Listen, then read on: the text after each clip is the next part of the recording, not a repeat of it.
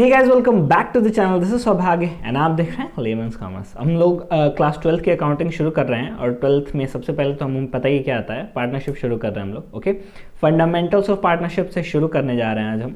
And आज हम जानेंगे पार्टनरशिप क्या होता है, पार्टनरशिप डीड क्या होती है, क्यों पार्टनरशिप में एंटर करना सही होता है, पार्टनरशिप के फीचर्स वगैरह क्या है। ओके, और इस वीडियो से रिलेटेड नोट्स चाहिए, नीचे डिस्क्रिप्शन में जाओ, टेलीग्राम चैनल का लिंक दिया हुआ है, वहाँ से जाके आप ले सकते हैं। ओके, और किसी भी चीज़ से रिलेटेड कोई भी अगर क्वेरी हो, नीचे एक व्हाट्सएप नंबर दिया है, बिना झिझक के प्लीज़ मैसेज करिए। ओके, आइए शुरू करते हैं।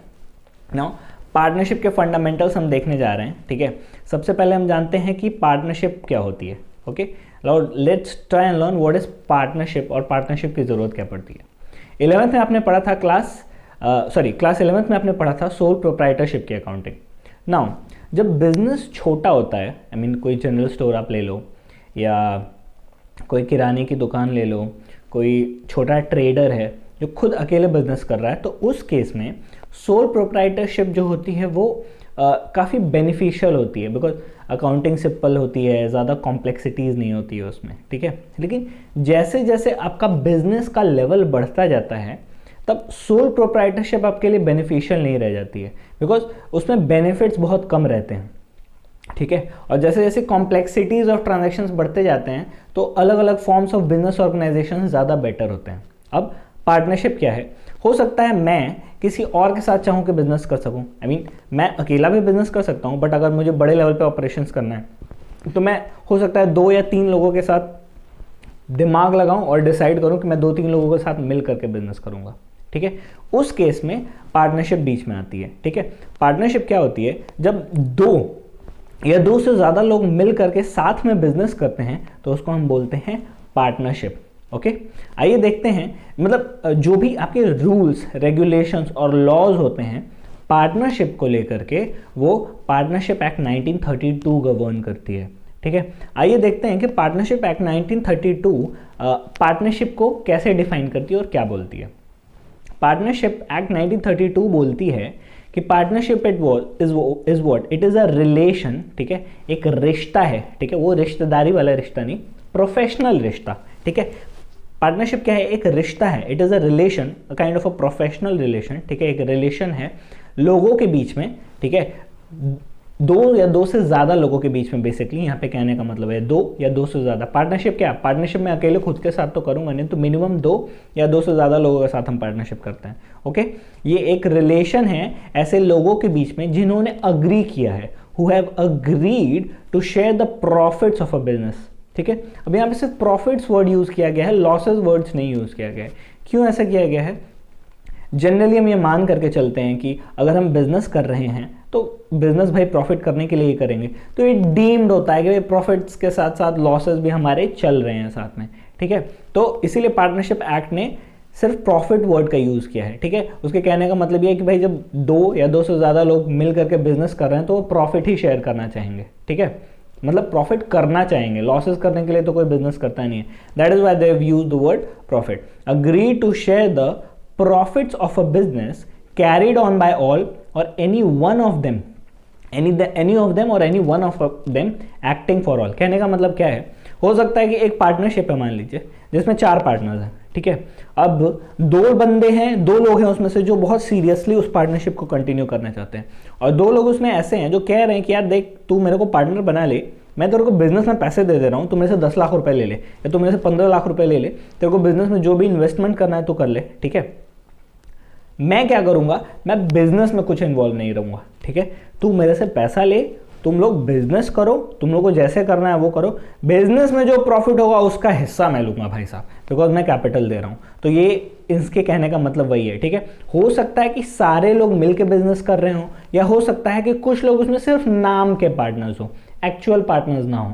उन लोगों ने क्या किया हो सकता है सिर्फ अपना पैसा लगाया हुआ हो उस बिजनेस में, तो उस केस में हम क्या बोलेंगे, any of them acting for all. ठीक है, सो पार्टनरशिप एक्ट 1932 पार्टनरशिप को क्या बोलती है, पार्टनरशिप एक्ट बोलती है that partnership is what it is a relation between persons, ऐसे पर्सन्स के बीच में जिन्होंने अग्री किया है आपस में to share the profits of a business. ठीक है, किसी बिजनेस के प्रॉफिट्स को शेयर करने के लिए, प्रॉफिट्स हम ये मान के चलते हैं कि बिजनेस हम किस लिए कर रहे हैं, प्रॉफिट्स करने के लिए कर रहे हैं, कभी भी बिजनेस हम घाटा करने के लिए करते नहीं है, ठीक है। Which is carried on by all, जो कि सारे लोग मिल करके कर रहे हैं या फिर कुछ लोग मिल करके कर रहे हैं सारे में से, मतलब 4 लोगों ने अगर पार्टनरशिप किया तो उसमें से 2 या 3 लोग ही कर रहे हैं, बाकी वो जो चौथा या तीसरे चौथे बंदे हैं जो एक्चुअली में काम नहीं कर रहे हैं, हम उनके बिहाफ पे भी एक्ट कर रहे हैं, और any of them acting for all. कुछ फीचर्स होते हैं पार्टनरशिप के जो हम जान लेना तो एक अंडरस्टैंडिंग बन जाती है कि पार्टनरशिप काम किस तरीके से करती है। ओके, आइए देखते हैं क्या कह रहा है। अब फीचर्स ऑफ पार्टनरशिप क्या है? सबसे पहले 2 या 2 से ज़्यादा पर्सन्स होने चाहिए, ठीक है। फीचर्स ऑफ पार्टनरशिप में पहला फीचर हमारा क्या कह रहा है कि 2 या 2 से ज़्यादा पर्सन्स होने चाहिए पार्टनरशिप करने के लिए। दैट मीन्स मैं खुद के अकेले के साथ तो पार्टनरशिप कर सकता हूँ क्या? कर नहीं सकता हूँ। दैट मीन्स मैं खुद को बोलूँगा ए सौभाग्य चल पार्टनरशिप में बिजनेस करते हैं, आई मीन लोग समझेंगे मैं पागल हूँ, ठीक है। मैं अकेले सोल प्रोप्राइटरशिप में बिजनेस कर सकता हूँ। सो पार्टनरशिप करने के लिए हमको कितने लोग चाहिए? कम से कम 2 या 2 से ज़्यादा लोग। ओके, दूसरा फीचर क्या है? अग्रीमेंट होना चाहिए। अग्रीमेंट क्या होता है? जब 2-3 लोग आपस में मिलके, या मैं आपके साथ फॉर एग्जांपल अग्रीमेंट कर रहा हूँ कि मैं किसी चीज़ के लिए अग्रीमेंट कर रहा हूँ। फॉर एग्जांपल आपके पास एक कार है, आप कार वो मुझे सेल करना चाहते हो, ठीक है। So we enter into an agreement, ठीक है, कि हम प्राइसेस डिसाइड करते हैं कि ठीक है आप मुझे वो गाड़ी 2.5 लाख रुपए में बेच दोगे। Then this is an agreement between us, हम दोनों के बीच में ये अग्रीमेंट है जहाँ हम ये अग्री कर रहे हैं क्या कि आप अपनी गाड़ी मुझे 2.5 लाख रुपए में दोगे और मैं आपको 2.5 लाख रुपीस पे कर दूंगा, ठीक है। Now this is an agreement. Agreement 2-3 तरीके से हो सकता है, जरूरी नहीं है कि लिखित में ही हो, ठीक है। मुंह बोला भी हो गया कि ठीक है आप अग्री कर गए कि आप मुझे 2.5 लाख में दोगे, तो this can be oral, oral भी हो सकता है। और दूसरा किस तरीके का हो सकता है? दिस कैन बी रिटन, ठीक है। जब भी आप कार बेचने जाते हो ना, एक सेल डीड होता है, ठीक है। सेल डीड गाड़ी का बनाया जाता है, ठीक है। फॉर एग्जांपल क्या होता है ना, जब भी आप कोई व्हीकल को अगर ट्रांसफर करा रहे हो, बेच रहे हो, तो आपको क्या करना पड़ता है? एक फॉर्म आता है जो भरना पड़ता है। तो जिससे भी आप गाड़ी खरीद रहे हो, फॉर एग्जांपल मैं आपसे गाड़ी खरीद रहा हूँ, आपने 2.5 लाख रुपए में मुझे अपनी गाड़ी दे दी, तो मैं आपके पास एक सेल का फॉर्म लेकर के आऊँगा जिसमें आरटीओ के डिटेल्स वगैरह होते हैं। लेकिन ज़रूरी नहीं है ना कि मैं उसको तुरंत ट्रांसफर कराऊंगा, तो हम क्या करते हैं ना, एक डीड ले आते हैं। मैं एक डीड ले आऊँगा, उसको सेल डीड बोलते हैं। उसमें सब कुछ लिखा रहेगा कि आप दिस आपने अपनी गाड़ी 2.5 लाख रुपीज़ में मुझे बेच दी, जिसका इंजन नंबर ये है, चेचिस नंबर ये है। तो ये क्या है? This is what sale deed is what is a kind of agreement. ये अग्रीमेंट है, ये एक रिटन अग्रीमेंट है, ठीक है। तो अग्रीमेंट क्या होता है? जब हम अग्री कर रहे हैं या कुछ करने के लिए, तो उसको हम बोलते हैं अग्रीमेंट, ठीक है। जब हम दोनों आपस में अग्री कर रहे हैं, तो जो पार्टनरशिप का जो अग्रीमेंट होता है, अग्रीमेंट होना चाहिए पार्टनरशिप में। जो पार्टनरशिप का अग्रीमेंट होता है वो ओरल भी हो सकता है और रिटन भी हो सकता है, ओके। जो रिटन अग्रीमेंट होता है पार्टनरशिप का, जो कि डीड में होता है, जैसे जो स्टैंप आप लोग देखते हैं, जो प्रॉपर्टी वगैरह ट्रांसफर की जाती है तो उसमें भी स्टैंप लगता है, स्टैंप पेपर्स लगते हैं। तो वैसे ही पार्टनरशिप में अराउंड 800 से 1000 रुपए के लगभग के स्टैंप पेपर्स यूज होते हैं। तो जो रिटन पार्टनरशिप अग्रीमेंट होता है ना, इसको पार्टनरशिप डीड बोलते हैं। पार्टनरशिप डीड बोलते हैं। इसको भी हम लोग नीचे डिटेल में देखेंगे, ठीक है। तो पहला हमने फीचर देखा है कि कम से कम 2 या 2 से ज़्यादा पर्सन्स होने चाहिए। दूसरा क्या है? अग्रीमेंट होना चाहिए दोनों के बीच में, मेरे और आपके बीच में अग्रीमेंट होना चाहिए कि हम लोग बिजनेस करेंगे पार्टनरशिप का। ओरल भी हो सकता है, मुंह ज़बानी, और रिटन भी हो सकता है, लिखित में। और लिखित जो अग्रीमेंट होता है उसको हम लोग पार्टनरशिप डीड बोलते हैं। बिजनेस होना चाहिए, मतलब मैं किसी के साथ मिल करके कर रहा हूँ कुछ, तो हम दोनों के बीच में बिजनेस होना चाहिए। बिजनेस के लिए को ही पार्टनरशिप बोलेंगे, ठीक है। मान लीजिए अगर मैं और आप मिल करके, हम दोनों जा रहे हैं और जाकर के साथ में मिल करके जॉइंट होल्डिंग में एक प्रॉपर्टी खरीद ले रहे हैं, तो उसको पार्टनरशिप नहीं बोलेंगे, उसको जॉइंट होल्डिंग ऑफ प्रॉपर्टी बोलेंगे। पार्टनरशिप तभी होती है जब हम लोग कोई बिजनेस कर रहे हों, ओके। चौथा क्या है? Mutual agency. अब म्यूचुअल एजेंसी का क्या मतलब होता है सर? जब भी हम पार्टनरशिप में एंटर करते हैं ना, तो जो हमारी जितने भी पार्टनर्स होते हैं बिजनेस में, अगर फॉर एग्जांपल 4 या 5 पार्टनर्स हैं, तो हमारी जो लाइबिलिटी, मतलब हम सब लोग एक दूसरे के लिए काम करते हैं, एक दूसरे के बिहाफ पे काम करते हैं। कहने का मतलब ये है कि एट द सेम टाइम मैं खुद का प्रिंसिपल भी हूँ और किसी और के लिए एजेंट भी हूँ। मतलब अगर बाहर का कोई बंदा आ करके मुझसे कोई चीज़ कर रहा है, कोई बात कर रहा है, और मैं उसको कोई प्रॉमिस कर रहा हूँ, फॉर एग्जाम्पल हम ये व्हीकल का ही एग्जाम्पल लेते हैं। फॉर एग्जाम्पल अगर मेरा बिजनेस है किस चीज़ में, हम लोग व्हीकल्स में डील करते हैं, और मैं आपके पास मतलब आप मेरे पास आते हो कोई गाड़ी खरीदने के लिए, मैं आपको एक गाड़ी दिखाता हूँ एंड आई टेल यू कि ये गाड़ी मैं आपको 3 लाख रुपीज़ में दे दूंगा, ठीक है। आई टेल यू व्हाट कि ये गाड़ी मैं आपको 3 लाख रुपीज़ में दे दूंगा, ठीक है। अब मैं बिजनेस का पार्टनर हूं, तो मैंने प्रिंसिपली अपने बिहाफ पे तो आपको ये बताया, बोल दिया है कि 3 लाख रुपीज़ में मैं आपको ये गाड़ी दे दूंगा, लेकिन जो बाकी पार्टनर्स है ना वो भी इस चीज़ से बाउंड हैं, ठीक है।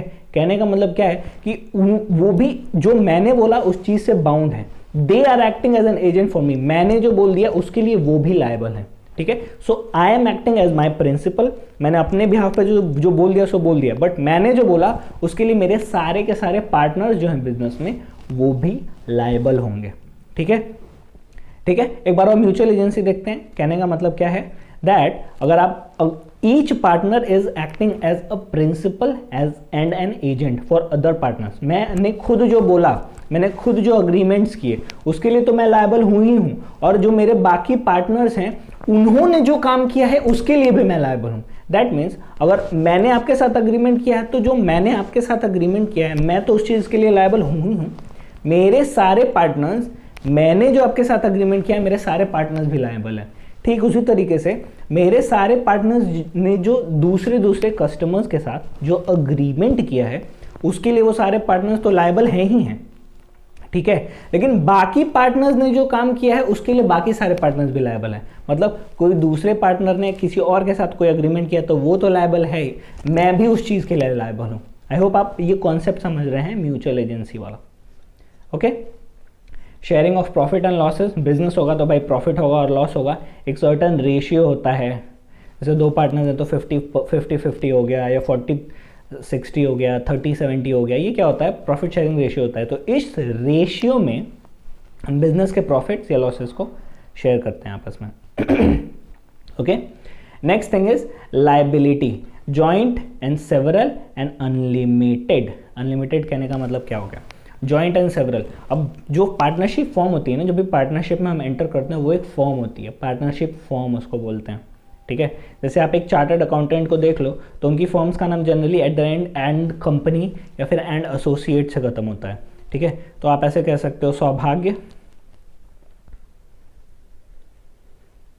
सौभाग्य एंड एसोसिएट्स। तो ये क्या है, ये एक फॉर्म हो गई, ठीक है, ये एक फर्म हो गई, ठीक है। ये फॉर्म का नाम सारे पार्टनर्स को रिप्रेजेंट करता है, इसमें बहुत सारे पार्टनर्स हो सकते हैं। सौभाग्य एंड एसोसिएट्स लिखा है तो सिर्फ सौभाग्य ही पार्टनर नहीं होगा, इसमें ए पार्टनर हो सकता है, इसमें बी भी पार्टनर है, इसमें सी भी पार्टनर है, इसमें डी भी पार्टनर है, ठीक है। तो सौभाग्य एंड एसोसिएट्स एक पार्टनरशिप फॉर्म है जिसमें ए बी सी डी ये सारे के सारे लोग पार्टनर हैं, ठीक है। अब ये सारे लोगों की जो लाइबिलिटी है इस फॉर्म के अगेंस्ट दूसरों को, ठीक है। फॉर एग्जाम्पल फॉर्म ने सौभाग्य एंड एसोसिएट्स की जो फॉर्म है, जो पार्टनरशिप फॉर्म ने, मैंने उधार पे एक कार खरीदी 20 लाख रुपीस दे करके न्यू, ठीक है।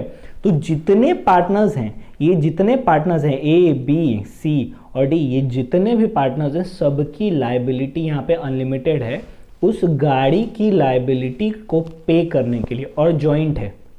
जॉइंट कहने का मतलब ये है कि ऐसा नहीं कि सिर्फ ए की लाइबिलिटी है या सिर्फ बी की लाइबिलिटी है या सिर्फ सी की या सिर्फ डी की, सबकी लाइबिलिटी है, जॉइंट लाइबिलिटी है, ठीक है। एंड सेवरल मतलब वो आपस में डिवाइडेड है, किस रेशियो में, जिस रेशियो में हमने अग्री किया होगा प्रॉफिट बांटने के लिए। दैट मीन्स अगर 10 लाख की लाइबिलिटी है और हम सारे लोग 25% के अगर पार्टनर्स हैं चारों लोग, तो 2.5 लाख रुपए की सबकी लाइबिलिटी होगी। तीसरी चीज क्या कह रहा है, अनलिमिटेड लाइबिलिटी है। अनलिमिटेड मतलब कि जो ए बी सी और डी की पर्सनल प्रॉपर्टीज हैं उनको बेच करके भी वो पैसा वसूला जाएगा, चाहे कुछ भी हो जाए। उनको उनके शरीर का एक कपड़ा निकाल दिया जाएगा, उनके पास जितनी भी चीज़ होंगी सारी चीज़ें बेच दी जाएंगी वो लाइबिलिटीज को पे करने के लिए, ठीक है। आई होप आपको फीचर्स समझ में आए होंगे।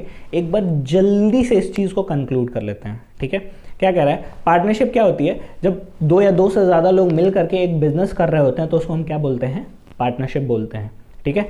एक अनदर वर्ड्स हम क्या कह सकते हैं कि जब 2 या 2 से ज़्यादा लोग ज्वाइन करते हैं हैंड्स को, एक बिजनेस हम सेटअप करते हैं और उसके प्रॉफिट्स एंड लॉसेस को आपस में शेयर करते हैं, तो उसको हम क्या कहते हैं, पार्टनरशिप बोलते हैं, ठीक है। फीचर्स क्या क्या हैं पार्टनरशिप के, 2 या 2 से ज़्यादा लोग होने चाहिए, अग्रीमेंट होना चाहिए, बिजनेस को आई मीन पार्टनरशिप का अग्रीमेंट होना चाहिए, ओरल या रिटर्न अग्रीमेंट हो सकता है, एक बिजनेस होना चाहिए जिसको हम कैरी ऑन करेंगे, म्यूचुअल एजेंसी होना चाहिए, दैट मीन्स हर पार्टनर खुद के लिए तो काम करेगा ही, वो सबके बिहाफ पे भी एक्ट करेगा, ठीक है। That is I am acting as a principal and agent of all my partners, ठीक है। हम फिर फिफ्थ पॉइंट में क्या करें कि हम प्रॉफिट्स एंड लॉसेस को शेयर करेंगे, और जो लाइबिलिटी होती है पार्टनरशिप में वो जॉइंट, सेवरल एंड अनलिमिटेड होती है। मतलब कि सारे पार्टनर्स की जो यहाँ पे लाइबिलिटी है सब मिल करके थर्ड पार्टीज को लायबल हैं इस फॉर्म के लिए, ठीक है।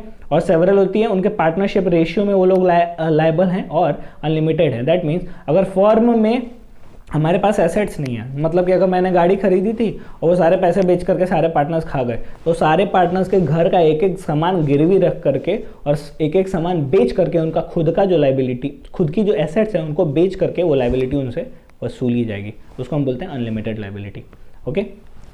एक लास्ट चीज़ देख लेते हैं इस वीडियो में। सबसे पहले लिमिटेड लाइबिलिटी पार्टनरशिप क्या होती है। 2008 में इंडिया में limited liability partnership act enact किया गया था। इसमें क्या होता है ना कि आपको कुछ थोड़े से रूल्स एंड रेगुलेशंस बढ़ जाते हैं कंप्लायंसेस के, ठीक है।